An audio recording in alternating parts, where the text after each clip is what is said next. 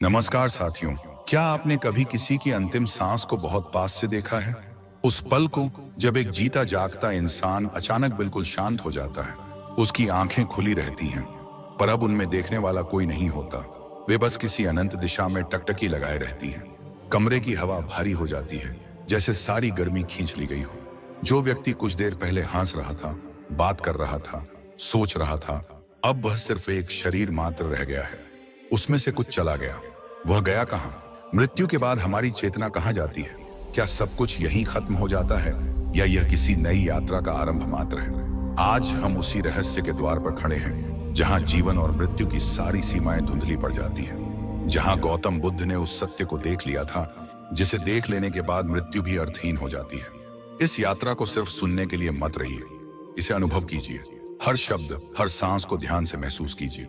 अगर अभी से इस अनुभव में डूबना चाहते हैं तो इसे लाइक करें, अपने प्रियजनों तक पहुंचाएं और चैनल को सब्सक्राइब कर लें, ताकि हम हर बार इस रहस्य की गहराई में साथ साथ उतर सकें। अब चलिए उस सत्य की ओर बढ़ते हैं जिसे बुद्ध ने देखा था। एक बार एक भिक्षु ने बुद्ध से पूछा, भगवान, जब कोई मर जाता है तो वह जाता कहां है? बुद्ध ने पास जलते हुए दीपक की ओर देखा और मुस्कुराकर बोले, भिक्षु, जब यह दीपक बुझ जाता है तो बताओ, इसकी लौ कहां चली जाती है? भिक्षु चुप रहे। बुद्ध ने कहा, वह कहीं नहीं जाती, वह बस अपनी अवस्था बदल लेती है। मृत्यु अस्तित्व का अंत नहीं, केवल एक परिवर्तन है। जैसे लहर समुद्र में विलीन होकर फिर भी समुद्र ही रहती है, वैसे ही चेतना अपने मूल स्रोत में लौट जाती है। बुद्ध ने कहा था, कोई स्थायी अपरिवर्तनीय आत्मा नहीं है, सिर्फ एक निरंतर प्रवाह है। हम जो मैं समझते हैं वह भ्रम है। जो सोचता है, जो देखता है, जो अनुभव करता है, वह कोई स्थिर आत्मा नहीं, बल्कि चित्त की बदलती धारा है। हर क्षण वह मरता है और फिर नया जन्म लेता है। जब शरीर छूटता है तो यह चित्त अपनी दिशा बदल लेता है, जैसे नदी कभी अपना मार्ग बदल लेती है। इसी को कहते हैं पट्टिसंधि, एक जीवन से दूसरे जीवन तक चेतना का जुड़ाव। और इस दिशा को तय करते हैं हमारे कर्म। हर विचार, हर शब्द, हर कार्य चेतना की गहराई में एक बीज बोता है। शरीर चाहे नष्ट हो जाए, वह बीज जीवित रहता है और नया अंकुर खोज लेता है। यह किसी ईश्वर का फैसला नहीं, यह हमारे अपने कर्मों का शुद्ध गणित है। दया, करुणा, प्रेम ऊंचा उठाते हैं, लोभ, द्वेष, मोह नीचे गिराते हैं। इसीलिए बुद्ध ने कहा था, मन ही सब कुछ है, जैसा तुम सोचते हो वैसा ही बन जाते हो।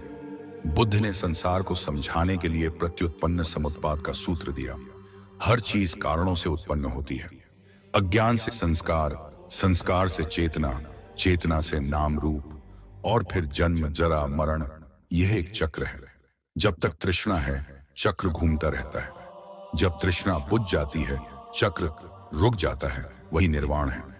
मृत्यु के क्षण में मन बिजली की तरह तेज दौड़ता है। सारा जीवन एक झपके में सामने आ जाता है। उस अंतिम पल में जो विचार सबसे प्रबल होता है, वही अगले जन्म का द्वार खोलता है। इसीलिए बुद्ध कहते थे, मरने से पहले अपने मन को मरना सिखाओ। आसक्तियां छोड़ दो, क्योंकि मृत्यु के समय वही तुम्हें बांधेंगे। एक बार किसी ने पूछा, क्या वही व्यक्ति फिर जन्म लेता है जो मरा? बुद्ध ने जवाब दिया, न वह वही है, न कोई दूसरा। जैसे एक दीपक की लौ दूसरे दीपक को जलाती है, पहली बुझ जाती है, पर अग्नि की ऊर्जा आगे बढ़ती है। वही चेतना की धारा एक शरीर से दूसरे शरीर में जाती है। न उसका आरंभ है, न अंत। बुद्ध ने चेतना के 6 लोक बताए, देवलोक, मनुष्य लोक, असुर लोक, तिर्यक लोक, प्रेत लोक, नरक लोक। कौन सा लोक मिलेगा, यह किसी ईश्वर का निर्णय नहीं, और यही तुम्हारे चित्त की दिशा तय करती है। फिर आनंद ने पूछा, क्या इस चक्र से मुक्ति संभव है? बुद्ध ने कहा, हाँ, जब तुम देख लेते हो कि यह सब कारण परिणाम की श्रृंखला है। जब अज्ञान मिटता है, तृष्णा समाप्त होती है, कर्म का बीज जल जाता है, तब पुनर्जन्म नहीं रहता। यही निर्वाण है। वहां चेतना कहीं नहीं जाती, बस अनंत शांति में विलीन हो जाती है। बुद्ध ने कहा, जो उत्पन्न हुआ है वह नष्ट होगा, पर जो इस नश्वरता को देख रहा है वह जन्म मृत्यु से परे है। वह देखने वाला कोई मैं नहीं, केवल शुद्ध जागरूकता है। जब तुम उसे पहचान लेते हो तो मृत्यु भी आपके लिए बस एक साधारण परिवर्तन बन जाती है। मृत्यु से बचना संभव नहीं, पर मृत्यु से हर पल को जागरूकता से जियो। हर चीज की अनित्यता को देखते हुए जियो। तब तुम पहले ही मृत्यु को जीत चुके हो।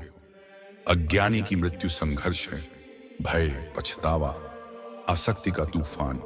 ज्ञानी की मृत्यु शांति है, जैसे कमल की पत्ती से ओस की बूंद सहज गिर पड़ती है।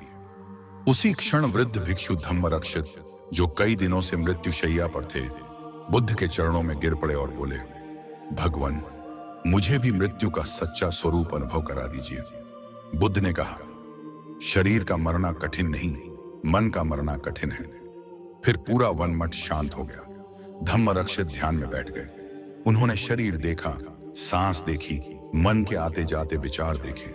शरीर ठंडा पड़ रहा था, धड़कन धीमी हो रही थी, पर भीतर अपार शांति थी। बुद्ध ने कहा, देखो धम्मरक्षित, यह शरीर तुम्हारा कभी था ही नहीं। प्रकृति ने उधार दिया था, अब लौटा रही है। जो जा रहा है उसे जाने दो। धम्मरक्षित का चेहरा खिल उठा। वे बोले, भगवान, मैं देख रहा हूं, मैं नहीं हूं, सिर्फ एक शांत प्रकाश है, अनंत प्रवाह है। उनकी आवाज धीरे धीरे विलीन हो गई। शरीर स्थिर हो गया, पर लगा जैसे कोई दीपक बुझा नहीं, बल्कि उसका प्रकाश और फैल गया हो। मठ में मौजूद सभी भिक्षुओं को गहन शांति ने घेर लिया। किसी के आंसू नहीं निकले। सबने देखा था, मृत्यु को मरते नहीं, मुक्त होते देखा था। बुद्ध ने अंत में कहा, जीवन का अंत दुख नहीं, जीवन को ना देख पाना दुख है। मृत्यु का अंत भय नहीं, मृत्यु को न समझ पाना भय है। जिस दिन तुम जीवन और मृत्यु दोनों को साक्षी भाव से देख लोगे, तुम समझ जाओगे, जन्म और मृत्यु दो किनारे हैं, और चेतना वह नदी है जो सदैव बहती रहती है। अगर यह संदेश आपके भीतर कहीं स्पंदन पैदा कर गया हो, अगर यह वीडियो आपके मन में थोड़ी सी भी शांति या हलचल लाया हो, तो इसे लाइक करें, अपने प्रियजनों तक पहुंचाएं और चैनल को सब्सक्राइब कर लें, क्योंकि यह सिर्फ एक वीडियो नहीं, एक आत्म जागरण की यात्रा है। जो मृत्यु को समझ लेता है, वह जीवन को पहली बार सचमुच जीता है। धन्यवाद। नमो बुद्धाय।